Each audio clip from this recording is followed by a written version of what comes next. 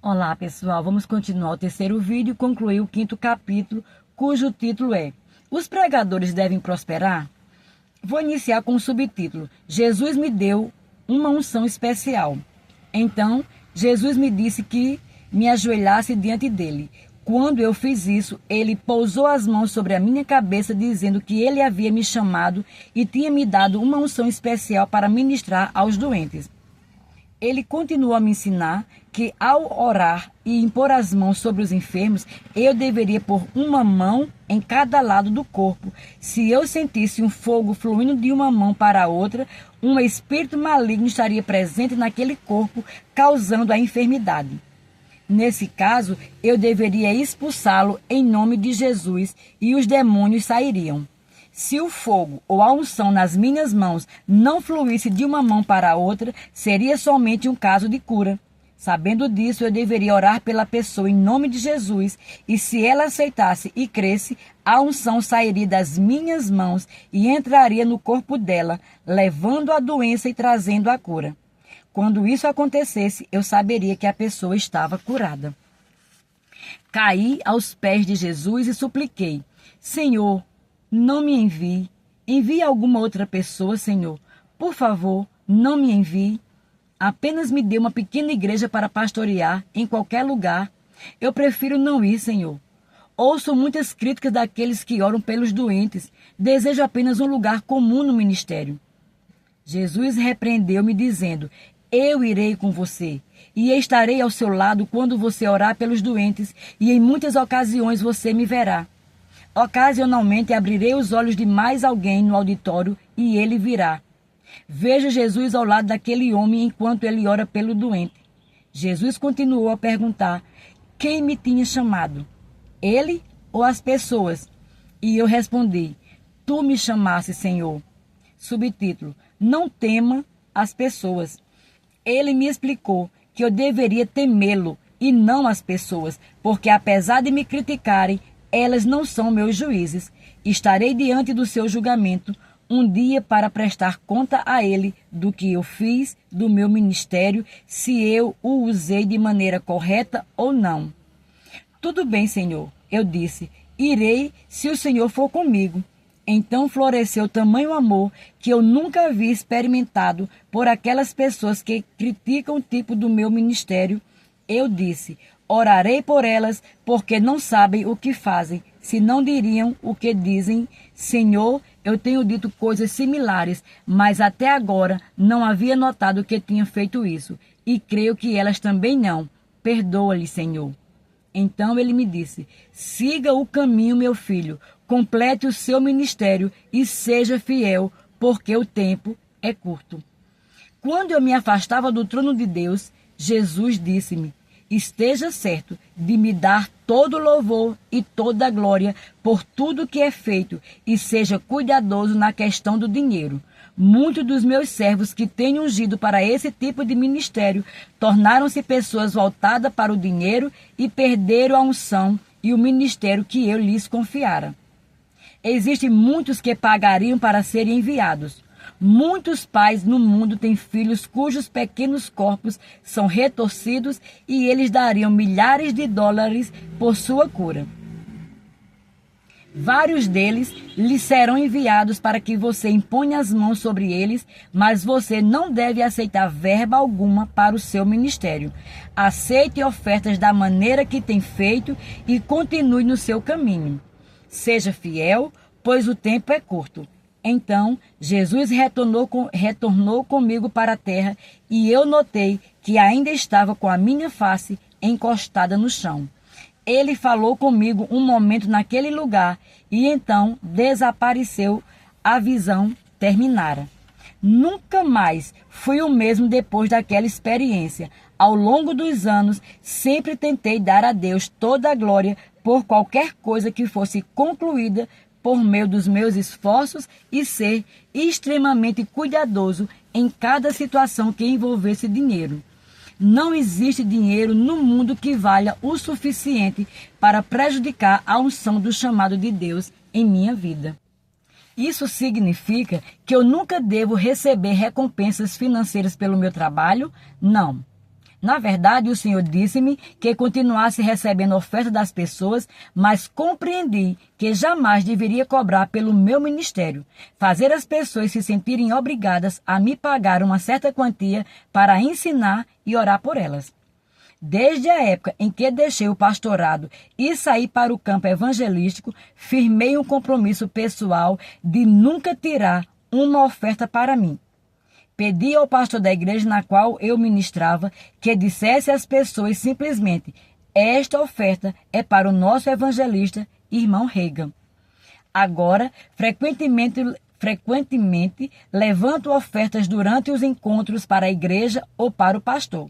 Algumas vezes, elas são para uma necessidade especial ou um projeto da congregação. Pelo fato de eu compartilhar com eles os princípios bíblicos de dar generosamente e ser próspero, as pessoas muitas vezes respondem de maneira mais entusiástica e generosa do que normalmente fazem. Os pastores me dizem que as ofertas que retirei foram as maiores já recebidas. Você está certo de que não quer retirar uma oferta, irmão Reagan? Eles perguntavam, mas eu sempre recusava. Desejo que os meus motivos e minhas prioridades sejam sempre inconfundivelmente claros. Meu primeiro propósito era o de abençoar as pessoas, o pastor, a igreja e não de tirar benefícios pessoais. O Senhor não só tem suprido sempre minhas necessidades, como também tem proporcionado um caminho para minha família prosperar. Por todos os anos que tenho ministrado como evangelista itinerante em diversas igrejas do país, jamais tirei ofertas para mim mesmo. Desvio-me disso para evitar até mesmo a menor possibilidade de alguém pensar que eu esteja buscando algum benefício próprio. Como o apóstolo Paulo escreveu, desejo abster-me de toda a aparência do mal. 1 Tessalonicenses 5:22. Não me compreenda mal. Eu não estou sugerindo que um evangelista que tenha tirado ofertas ocasionalmente em um encontro na igreja tenha violado éticas ministeriais ou tenha problemas de integridade pessoal. Tenho certeza de que muitos desses homens e dessas mulheres de Deus que recebem ofertas para o seu ministério são pessoas com motivações puras e nunca violaram a confiança dos cristãos. Mas, no meu caso, senti que o Senhor tinha me direcionado especificamente para ter um cuidado adicional com a questão do dinheiro. Então, tentei adquirir um padrão pessoal de nunca me permitir ser tentado ou desviado por pessoa alguma. Creio que isso foi a coisa certa para mim e Deus tem honrado minhas atitudes. Mais tarde, quando comecei o ministério Kenneth Reagan, frequentemente conduzia cruzadas, seminários, conferências e acampamento fora da igreja local. Nesses encontros, realmente recebia muitas ofertas, mas elas iam para a organização, nunca para mim. Quando há encontros independentes, é claro que o Ministério Kenneth Reagan é responsável por todas as despesas, a instituição paga o aluguel do auditório, a publicidade, os hotéis e restaurantes, os custos de viagem e todos os tipos de despesa. Nossa equipe recebe regularmente salários retirados dos rendimentos do próprio Ministério. Sempre tentamos levar as pessoas que participam de nossos trabalhos a entenderem para que suas ofertas estão sendo usadas.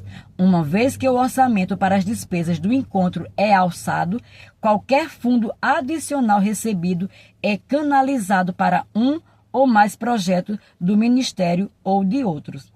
No começo, estabelecemos que o nosso ministério teria uma contabilidade. Contratamos uma corporação sem fins lucrativos que era reconhecida e aprovada pelo governo do nosso estado, assim como pelo Serviço Interno de Impostos dos Estados Unidos. A corporação do Ministério tem um conselho de homens respeitáveis de negócios que inspecionam e revisam todas as transações financeiras. Além disso, os registros financeiros do Ministério são vistoriados por uma firma de contabilidade nacional que zela pela precisão e pelo cumprimento de todas as leis aplicáveis pelo Estado e pelo país. Procuramos fazer o melhor para sermos bons e fiéis em relação. Procuramos fazer o melhor para sermos bons e fiéis em relação a cada dólar que é colocado aos nossos cuidados. Eu parei aqui um pouquinho a gravação porque uma criança veio aqui conversar comigo e eu pedi para ele parar um pouquinho. A gente vai conversar depois. Mas vamos continuar nossa leitura. Deus está falando. Os dízimos pertencem à igreja local. Ao longo dos anos, sempre tentei falar em favor do trabalho do Ministério de Igrejas Locais e de seus pastores. Creio na igreja, creio que é o corpo de Cristo. É o primeiro instrumento para levar adiante a obra e a vontade do Senhor. De maneira alguma, isso diminui o valor das necessidades dos missionários, evangelistas e de outras organizações eclesiásticas. Mas a igreja local é o aprisco, o lugar onde cada cristão é alimentado e fortalecido, nutrido, cuidado, treinado e equipado. A igreja local é também a base para o ministério da comunidade e para diversos ministérios espalhados pelo mundo. Como princípio geral, creio que as pessoas devem dizimar em sua igreja local. Fazendo dessa maneira, elas estão dando suporte ao ministério que cuida delas e de suas famílias.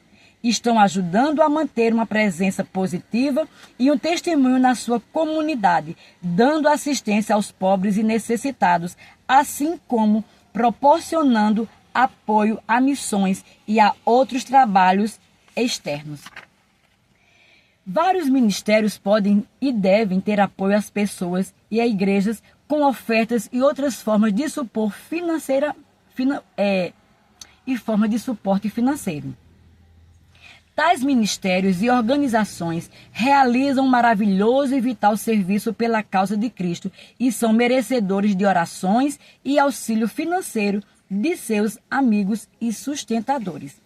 Tenho feito uma regra o fato de nunca solicitar o dízimo daqueles que frequentam nossos trabalhos, sintonizam os nossos programas transmitidos por rádio ou lê nossas publicações. Ao contrário, encorajo amigos do nosso ministério a entregarem seus dízimos às suas igrejas locais e nos darem qualquer suporte financeiro por meio de ofertas. Creio que esse é o padrão bíblico e a maneira correta de buscarmos suporte financeiro. Existem alguns poucos casos nos quais as pessoas dizem que devem dizimar em nosso ministério, porque lhes proporcionamos um alimento espiritual sólido. Talvez não exista uma igreja perto delas e elas não estejam preparadas para saírem de casa. Nossos programas de rádio e televisão, nossas fitas, nossos livros, vídeos e outros materiais lhe propiciam alimento e cuidado espiritual. Nessas circunstâncias não usuais, aceitamos os seus dízimos com muito louvor, mas na grande maioria dos casos persuadimos as pessoas a dizimarem em suas igrejas locais. Subtítulo: Não abandone a comunhão. A palavra nos direciona a termos comunhão com outros cristãos, a fim de adorarmos a Deus, encorajarmos uns aos outros e receberão instrução e inspiração. A igreja é o melhor lugar que conheço para isso acontecer. No livro de Hebreus, capítulo 10, verso 25, afirma-se: não deixando a nossa congregação, como é costume de alguns, antes admoestamo-nos uns aos outros, e tanto, mas quanto vedes que se vai aproximando aquele dia. Jamais encontrei alguma parte das Escrituras que faça exceção a isso. É bom e salutar assistir à programação cristã, ouvir o programa do nosso ministério no rádio, ouvir as fitas de ensino, ver vídeos e ler livros cristãos. Creio no efeito desses materiais, mas eles não substituem o papel da igreja. Sei da existência de pessoas as quais dizem que não frequentam mais a igreja, porque a televisão é o seu pastor. Eu assisto à pregação do irmão Smith, dizem ele é como meu pastor, mas o irmão Smith não pode exercer tal função, porque ele não poderá ministrar a sua vida daquele estúdio de TV, a menos que ele o faça em uma igreja. Ele não será um pastor. Há alguns anos, ouvi um evangelista popular fazer uma afirmação a um pequeno grupo de ministros em um local privado, a qual foi esclarecedora para mim. Ele disse: bem, não acreditamos muito na igreja local. Se as pessoas ouvirem minha transmissão, minhas fitas... Comecei com um casal de ministros que ouvia aquele homem. Não é uma vergonha que o pobre e velho Jesus não fosse tão esperto como ele? Evidentemente, o pobre e velho Deus não sabia disso. Ele envia pastores para pastorear e escreveu em sua palavra que não abandonássemos a comunhão entre nós. Assim que tive a oportunidade, perguntei para aquele homem: você é um pastor? Ah, não, ele respondeu. Esse não é o meu chamado. Então, como alguém pode ser um cristão bem-sucedido apenas ouvindo suas fitas e lendo seus livros? Perguntei-lhe. Ele não parecia ter uma boa resposta para a minha dúvida. Deus usa a igreja para ministrar e suprir as necessidades diárias de seu povo. A igreja é a família, assim como todos nós precisamos do apoio familiar. Entendemos como uma família normal cuida de um novo bebê, alimentando, atentando para todas as suas necessidades enquanto ele cresce. Depois de algum tempo, a família ajuda o pequeno a aprender a andar, a tomar conta de si mesmo e a começar a realizar as tarefas e atividades simples. Eventualmente, a criança aprende uma maneira de contribuir com a família e de tornar-se um membro produtivo na sociedade. A família da igreja desenvolve uma função similar para o novo cristão. Depois de um tempo de cuidados e treinamentos concentrados, os novos cristãos são ensinados a servir ao Senhor. Eles podem começar com tarefas simples, como aprender a usar a Bíblia, orar e adorar. Então passam a usar seus talentos para abençoar e ajudar outros. Quaisquer que sejam as suas habilidades, eles logo encontram uma maneira de contribuir, tornando-se parte da obra de Deus. Apenas a família da igreja pode proporcionar esse tipo de apoio e envolvimento.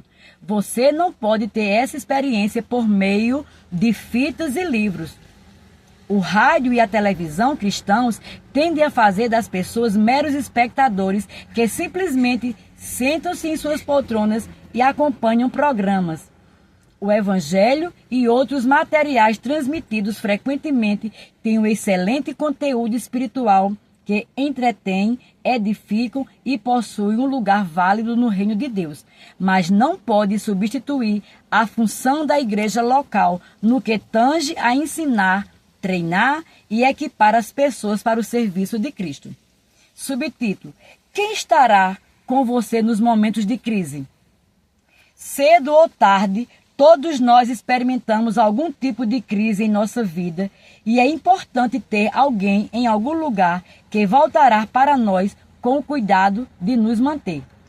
Por exemplo, o que aconteceria se você dependesse de um programa de televisão para ser o seu pastor e terminasse no hospital com uma doença séria? Quem oraria por você e o encorajaria a confiar em Deus? Se uma pessoa querida falecesse, como você poderia chamar um pregador da televisão para confortá-lo, ajudá-lo a fazer os arranjos finais e conduzir o funeral? Haveria alguém que preparasse comida e levasse à sua casa para aqueles que estariam velando com você? Se seus filhos desejassem casar-se, quem haveria de preparar o aconselhamento pré-matrimonial, ministrar na festa de casamento e conduzir a cerimônia? Você seria capaz de depender do pastor do rádio ou da TV para suprir a sua necessidade? Não conte com isso. Existem muitas ocasiões em que você quer e precisa da presença real, viva, de pessoas de carne e sangue em quem posso confiar. Você precisa do apoio e da ajuda de pessoas que o conhecem e o amem, membros de sua família. No livro de Atos, capítulo 4, é narrado um incidente na vida de João e Pedro que ilustra isso.